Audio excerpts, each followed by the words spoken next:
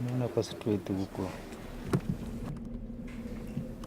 Nakuwa tunacheki, si ndio? Tukikaa bila kucheki na stuka kama amefika karibu na sisi hapa.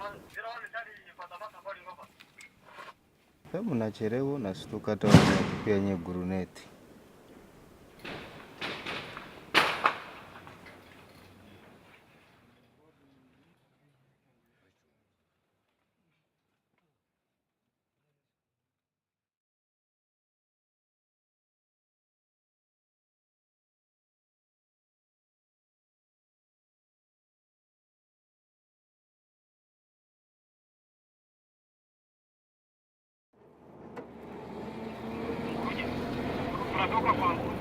I was so cautious about the snipers.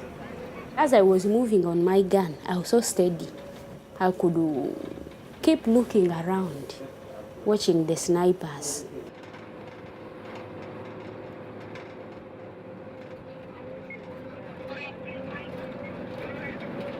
These snipers are not stationed in one place. They are ever just scattered in the whole country.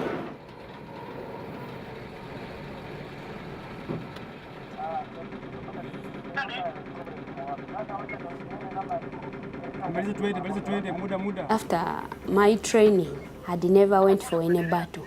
This is my first time.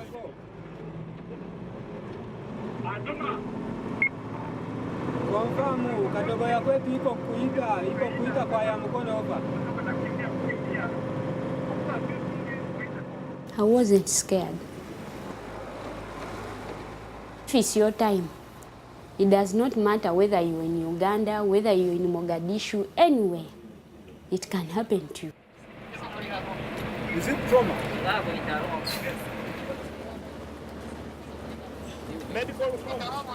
That man was a civilian and he's working with the construction company around here. This is the entrance, I think. Yes. For him, they don't put on helmets, and he got shot on the head, and the bullet got stuck in the head, in the brain. So when he was brought here, we really tried our level best to help him, but unfortunately, he did not survive. He died that day in the night.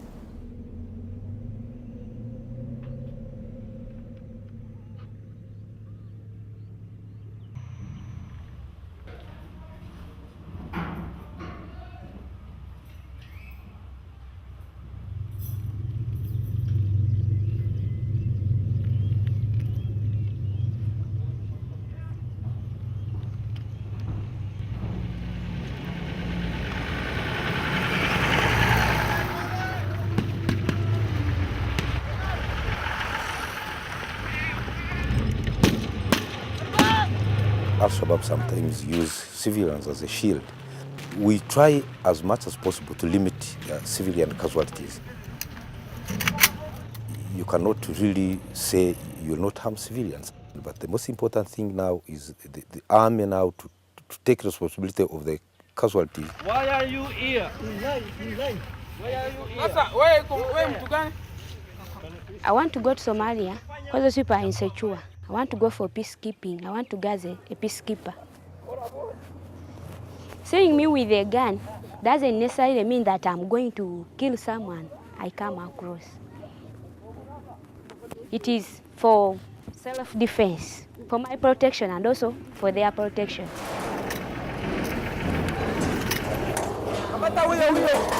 I became a gunner because when I was for my basic here in single training school, I marked one of the best shooters.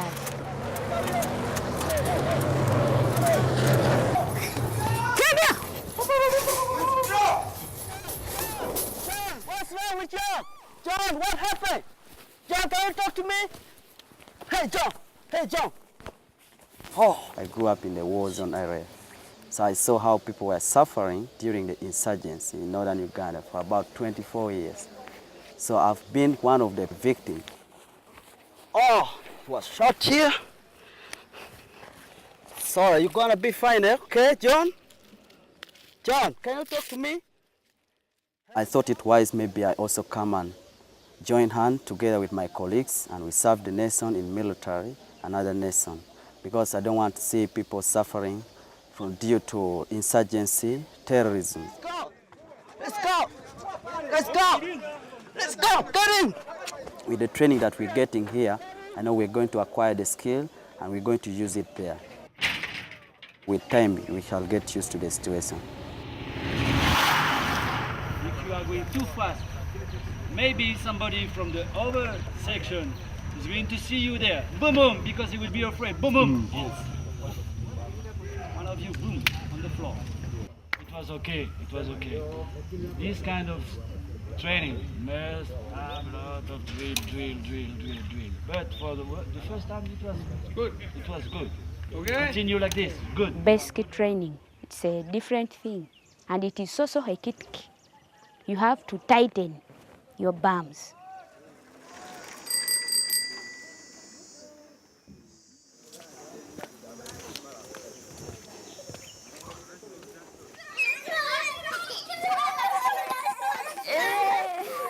When I joined, I didn't tell them.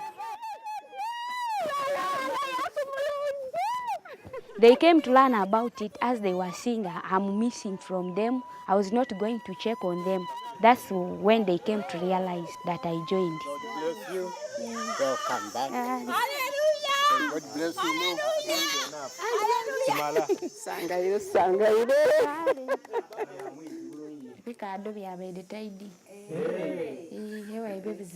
Meme yeno yonka gyosiba kiwenda kuleeta ntaka okuva omwaka ogwana naira mu mwaka gwa 45 aye nga ndi kuliya era kiri muno era abantu abange bakubanga ati nafu aye naira nalama n'okutuusa mpegano ndiwo nkaaliwo era nakuba nti amina abakuumire wona wazira watabakuumira ekintu ekida tokitya iwe gumira nti wamaze kukola ki Kubamu. Kwewaayo Kugaingira.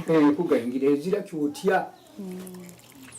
Rosalind and I met on this very village.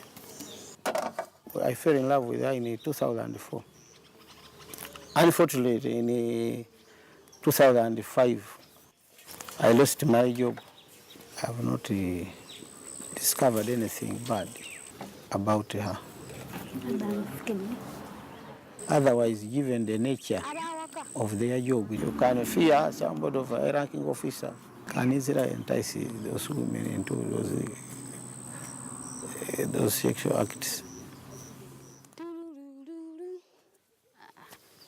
If someone doesn't have true love, actually they go messing around. Because I know that's what scares most men. Staying away from the wife for some time. You will be scared that maybe you will meet the wife when she has messed up. But with me, my husband, trust he has in me. I could say maybe it is 100%.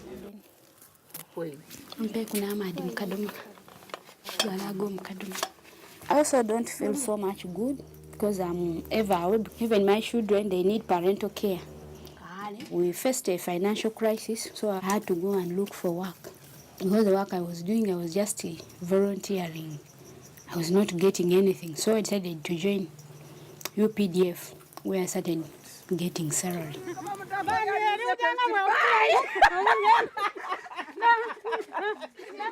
Rosalind is going to Somalia, but as a human being, I feel some bit of worry. But given the nature of the job, she joined it. I have nothing to do. I have nothing to do about it. But I just pray to God to keep her alive. Ladies and gentlemen, we just landed at Mogadishu International Airport. The outside temperature is 30 degrees centigrade. When we came and we landed at the airport, I was so much scared. They told us from in the aircraft that when you get down, you just have to run. So As we were landing down, I was very much scared. I thought maybe the whole airfield was just full of Al-Shabaab or bombs landing around. And then when we landed down, I saw a lot of our colleagues, our soldiers. They were there at the airport, and they were just standing watching us. So from there, I became okay because I knew the place was safe.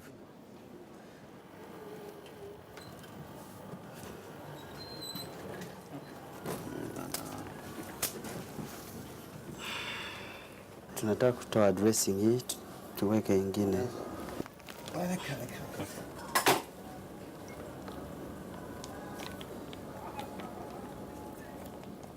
This gentleman was brought this morning.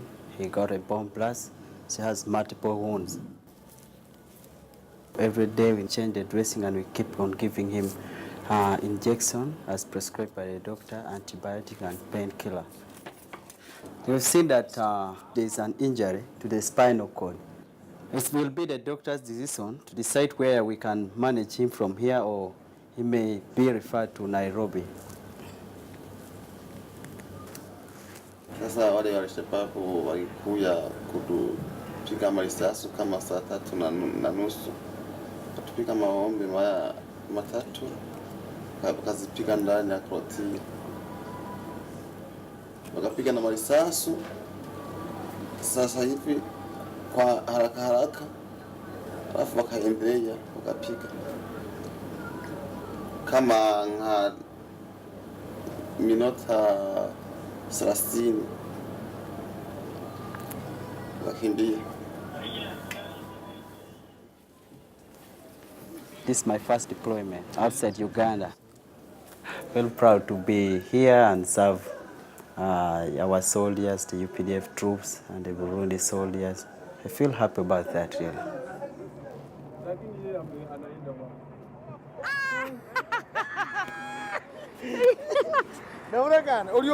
Paleta kusoko leta kudola. Yangu. Okay, my first convoy was not all that scary. I was thinking of the snipers. When you are moving in a convoy, the snipers are just there up, just shooting at us. This war has stayed for so long. But I was surprised I found the buildings and some civilians still were alive. Those Al-Shabaabs, they are ever with the civilians. You cannot identify that this is the Al-Shabaab, this is a civilian. Let up. Bona what? Bring, let up. Hi. Bade njagala yogurt. Nyekati agenze kuleta apples. Lijala ngolya apples.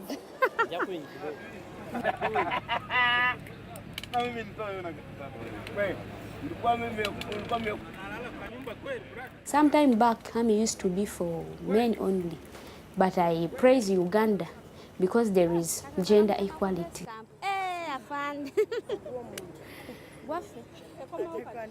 Man can be a driver, and a woman also can be a driver. Man can be a gunner, woman also can be a gunner. Engineers, doctors, everything. In fact, what a man can do, actually a woman also can do. Those living for Red Mosque.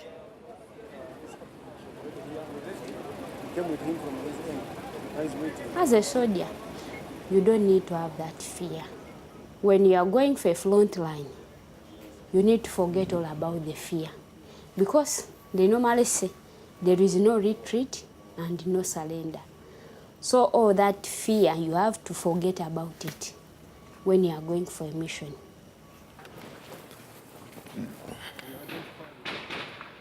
Okay, that one is a gunshot. We are just 100 meters from Bakara Market. Bakara Market is an economic hub, and I think the enemy raises part of his capital to finance this war through Bakara Market. Our objective as of now, of course, is to make sure that we capture Bakara Market. We don't intend to enter Bakara to fight within the market, but we need to cut it off. Vita hapa ni ya ghafla tu. wanakula mila zao, wanachanganyikiwa, wanasikia tu wanaanza kumapigo tu. Hakuna vita kali sana ambayo inatisha sana. Yes. Hakuwa na muda, saa yote wanataka, hata sasa hivi tupo hapa unasikia tu wanataka. Ndio juzi wakati sisi naingia hapa, mtu mmoja alikuwa anakaa hapa. Ndio kazi yake, alikuwa analala hapa kupiga sisi hapa. Paka sisi nikajana sisi pokuja yeye kutoka hapa. Naona kama Uganda ofisa kweli. Hiyo vita hiyo watu wanakuja kujaribu sisi tu. Sisi hapana songa mbele. Vita kama wewe unapiga mesi yako na kutoka kwa nini? Kwa sekta hiyo. Sasa wewe unakuja jaribu yeye unapiga yeye juu wewe unakimbia. Hiyo sio vita. Mjuni. Tuko kwa peacekeeping, sio kuja kupiganisha hawa. Wewe kwa master Mjuni. Chama cha AAU tunafuatilia sheria. Ilikuwa sio sheria. Tulikuwa tuliondoa watu vitangu.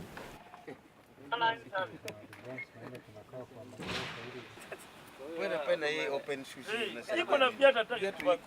Nimesema viatu yangu misha. Misha namna gani? Iko na viatu kwa nyumba panda kuvaa.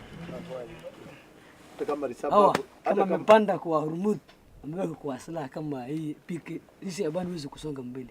Hauwezi kana. Yes. Ni Hormuz juu kabisa. Anaona kila sehemu. Nisi tu. Hapana. Unaribu communication ya nchi. Hakuna faida. The most important weapon in defeating the insurgents is winning the people. If you win the hearts and minds of the people, then you will win the war.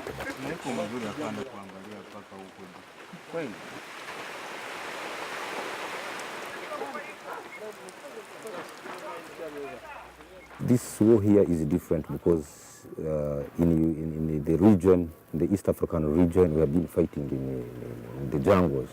So here, this is a challenge because it is a built-up area where your enemy is always near you. This is our first experience in fighting in built-up areas, but we are coping.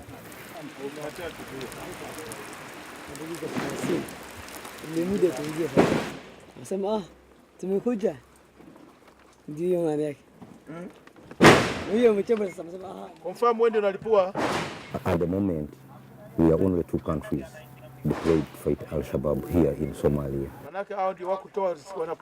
If other African countries could also contribute troops, I think we shall liberate Mogadishu and Somalia as a whole.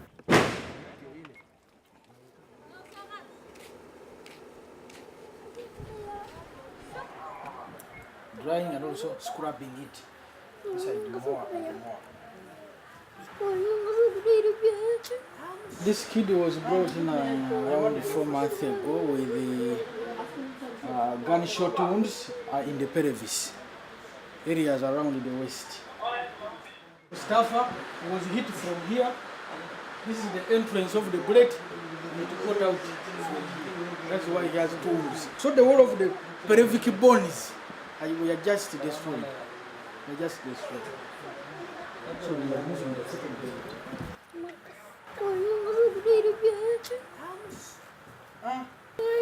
You will find that most of them are not shot directly. Mustafa, you'll be all right, yeah?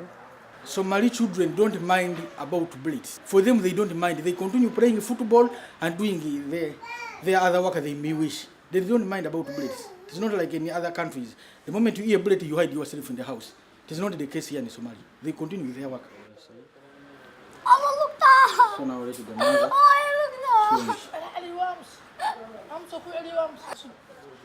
So you live the rest. wuxuu cuno raashinkii xataa xanuunka ka tan weyn waa mataga ma qaadan karo xanuunkina waa ku sii raagay meeshina dhibaato jirto lafta markay jaban tahay qofku wax ma qaadan karo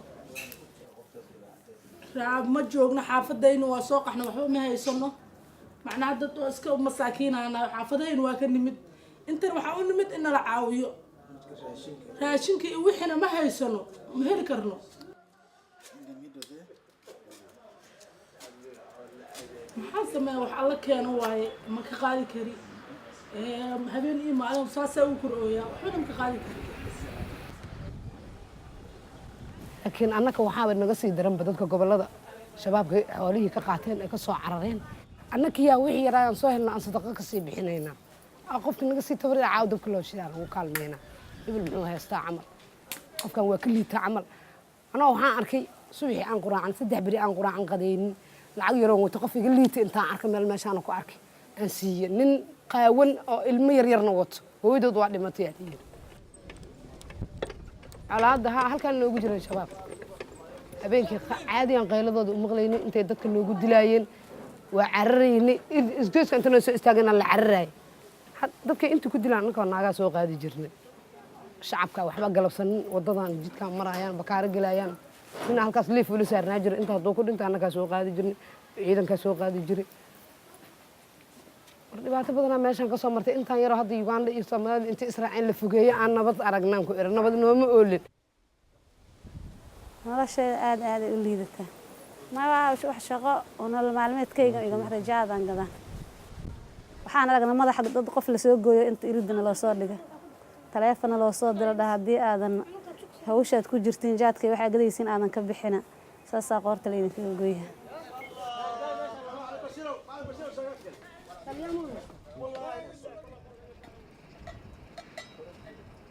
I think I'll be able to save some money. This time I'm looking after 2 orphans. The priority goes to them.